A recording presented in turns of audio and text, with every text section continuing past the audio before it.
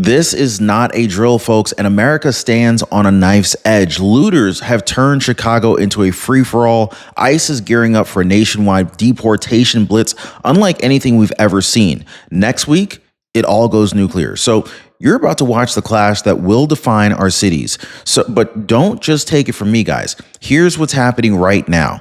Now, of course, you've got President Trump. Trump's administration is launching ICE crackdowns in Illinois. You've also got in Chicago, ICE fears turn Mexican parade into a ghost town. I mean, Trump's administration begins new ICE operation in Massachusetts. Ladies and gentlemen, guys, President Donald J. Trump of the United States, he's bringing the lasso out. Let's just say that, right? Let that sink in, because what I'm about to tell you, this is the most important crossroads America has faced in at least decades. So right now, there are two storms that are colliding. On one side, you've got ICE deportations that are about to set to surge higher than anything that we've ever seen before. But then on the other side, Chicago's looting chaos. This is the smash and grab madness. It is about to spill out of the Windy City and into every corner of America. So here's the question I really am kind of wrestling with right now. Are we standing on the brink of a comeback victory for law and order? Or are we on the brink of a full-scale collapse where criminals rule the streets and sanctuary politicians look the other way? Because make no mistake, next week decides everything. So now let's get into these deportations and why they're about to skyrocket. So the Supreme Court just a couple of days ago handed President Trump a massive 6-3 victory. What does that mean? Well, it means ICE no longer has their hands tied. The court lifted restrictions on the so-called roving patrols in California. That exact tool right there is what Trump promised that he would use to launch the largest deportation campaign in American history. Justice Sotomayor, in a very fiery dissent, warned that this ruling lets agents seize anyone who looks Latino, speaks Spanish, or works a low-wage job.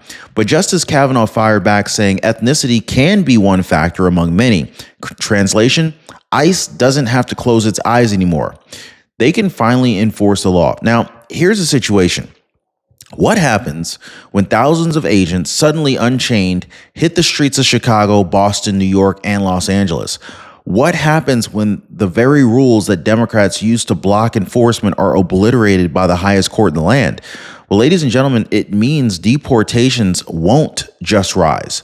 They're going to surge like a tidal wave, and it's not next year. It's not months away. This is happening next week. So do you know what it's really like in the fine print on your Medicare plan? Like, do you know what's really down there? Most people just kind of look at the fine print and they just say, it looks okay, right? No one really reads that tiny font. Most people don't read that, and this is exactly how insurance companies like it. Hidden costs, sneaky clauses, these are costing retirees money every single day. This, ladies and gentlemen, is exactly why I partner with Chapter. They specialize in reviewing Medicare plans line by line. They get that little magnifying glass out so they can see that little tiny fine print down there, and they're making sure that you are not paying for coverage that you don't use or even losing benefits that you deserve. Now, one of my viewers told me, I finally understood my Medicare plan for the first time after talking with Chapter. That knowledge changed everything. So ask yourself, would you rather stay stuck in the fine print or join the thousands, literally thousands, who have already called Chapter to see the truth? Now, most people, they're calling the phone number down below on your screen right there, or they're visiting askchapter.org/Ron. The telephone number is 909-563-8279. All right, guys, because this right here, this is where it gets real. DHS has already kicked off Operation Midway Blitz out of the Naval Station Great Lakes. 300 ICE agents are staged there, locked, loaded, and running raids straight through October. Early results? Dozens already arrested, with ICE dropping a most wanted list that reads like the roster of a horror movie. Gang members, kidnappers, armed repeat offenders. Now, here's the trigger. This is no local cleanup operation. Operation Midway Blitz, this is the template. So what happened in Illinois is about to be basically copy pasted across sanctuary cities nationwide. Boston is already on notice under Operation Patriot 2.0. Raids are rumored for New York. Los Angeles is on edge. And if Georgia's Hyundai plant sweep taught us anything, you guys heard about the Hyundai car plant shutdown the other day, right? This is that nobody is safe from the net, not even foreign nationals with powerful governments backing them. So the real question today is this: who's next? Which city is going to wake up next? Which city is going to wake up next week to federal buses that are lined up, ICE agents swarming factories, and politicians screaming into cameras while violent offenders are hauled away? Because the playbook is written and Trump is running it page for page. So while federal forces are tightening their grip, Chicago is unraveling right in front of our eyes. I mean, you saw it. Daylight smash and grabs at the Rolex store at East Tehran, looters smashing windows, hauling out very expensive timepieces, watches worth hundreds of thousands of dollars, fleeing in a red SUV, crashing into parked cars and tossing the evidence into the street. This is the kind of madness you would expect in a collapsing third world country. And it's happening in downtown Chicago. And what happened to those looters? Nothing. No arrests on site. Why? Because police are too busy babysitting protests, tied up by a mayor's no arrest policy that coddles criminals and abandons citizens. Now think about that. Law-abiding families cannot walk down Michigan Avenue without dodging smash and grabs, but the so-called leadership of Chicago is more worried about not offending activists than protecting its own people. That's not policy. That is clearly betrayal. And so here's where the two storms collide. Trump's deportation surge is designed to purge criminal illegals, but in cities like Chicago, local politicians are practically handing the streets to looters. This is why the tension is about to snap. And when it does, it won't stay contained to Chicago. So yeah, Trump's promised immigration crackdown in Chicago could last about 6 weeks, suburban official says. Now, that is a headline that I just saw the other day. Also, there's another one. Trump directs ICE to expand deportations in Democrat-run cities, undeterred by protests. Guys, let me break this down for you, okay? Operation Midway Blitz has just launched in Chicago, a ruthless ICE crackdown targeting criminal undocumented immigrants with no warning for city leaders, okay? Meanwhile, communities in fear, they're turning parades into ghost towns. The Mexican Independence Day parade in Pilsen, it was practically empty. Dancers handed out know your rights flyers instead of high fives. Don't think it's just Chicago though. Patriot 2.0 enforcement has set Boston as its next target, stepping up deportation operations in another sanctuary city stronghold. Federal authorities have leased a naval base near Chicago, staging ground for ICE raids and possibly troops. Hint, this is bigger than we thought, folks. And mark your calendars. This is no short-lived blitz. Reports confirm a 6-week operation centered in suburban Broadview will begin next week, processing detainees at scale. So here's the question that's burning in America's heart right now. When looters destroy our cities with impunity, is the federal government set to save us or dismantle us? Now, if you click away, you're going to miss the fallout, guys. So stick with me, grab some popcorn, because what I'm about to build toward next, this is going to determine whether or not our cities survive or descend into chaos. All right. So here's a very important piece no one's really talking about. This is where we go from bad to worse, because while ICE is dragging these dangerous criminals off the streets, activists are running interference. I mean, they're basically setting the pick. We've seen all the videos. Chicago's Southwest Side, a flower vendor being pulled into custody, agents wearing ICE vests, badges, even one with a Trump lapel pin. And then what happens? Activists fled the streets, screaming kidnapping, cameras rolling, volunteers handing out know your rights flyers like they're party favors. But I want to ask you this. If these people are innocent saints, why does it take 10 federal agents to detain them? Why are they on ICE's radar in the first place? I mean, these are some basic questions that we should really be asking ourselves, right? This isn't about rights. This is about defiance. These activists aren't standing up for the law. They're standing in the way of it. And every time they clash with ICE, it sends a message to the criminals that are hiding in our cities. Don't worry, we got your back. That's not resistance, that's collaboration. And it makes you wonder, like, at what point does protecting the community become outright harboring lawbreakers? But maybe the clearest proof of Chicago's rot isn't even on the streets. Maybe it's under the water. I mean, 90 cars pulled from the Chicago River in just days by chaos dryers. I mean, can you imagine this? 90 cars being pulled from the Chicago River.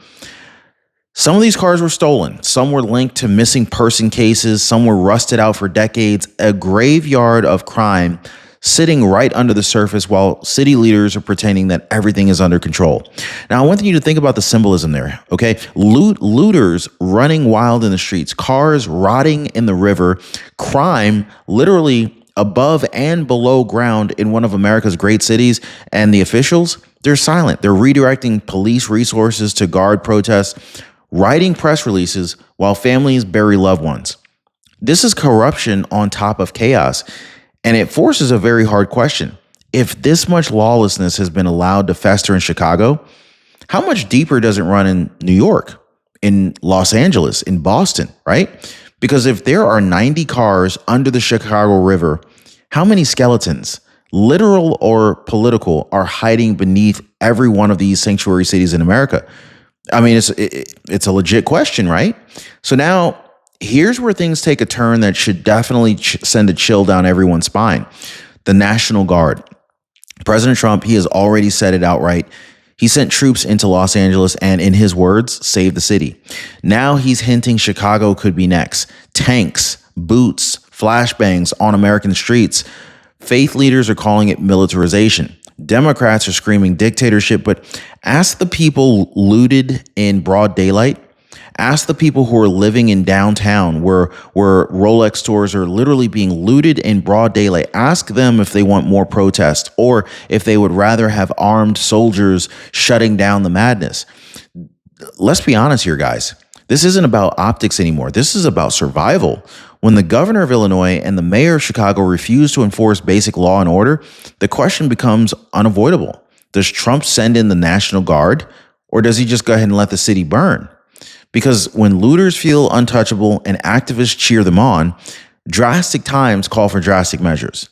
And if that means Humvees rolling through the magnificent mile, don't be shocked if next week Chicago looks less like a city and more like a battlefield. But don't think for a second that this ends in Chicago. Boston has already been flagged under Operation Patriot 2.0. Massachusetts ICE sweeps are underway. Georgia's Hyundai plant was raided with hundreds detained, many South Korean nationals, proving this crackdown isn't just about Latino migrants. It's about anyone who's here illegally. And whispers are getting louder and louder about New York and Los Angeles being next. So that's the real prediction that's baked into this moment. Chaos breeds crackdowns. Looting in Chicago will be the excuse to hit New York, okay? Now, basically, we're seeing protests in Boston, and this may actually justify an even bigger wave in California.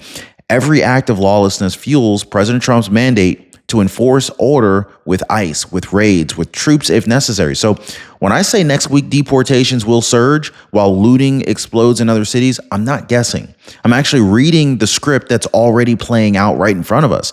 Chicago is just the spark. This fire is about to go national. Mark my words, guys. And of course, there's no meltdown will be complete without the political circus.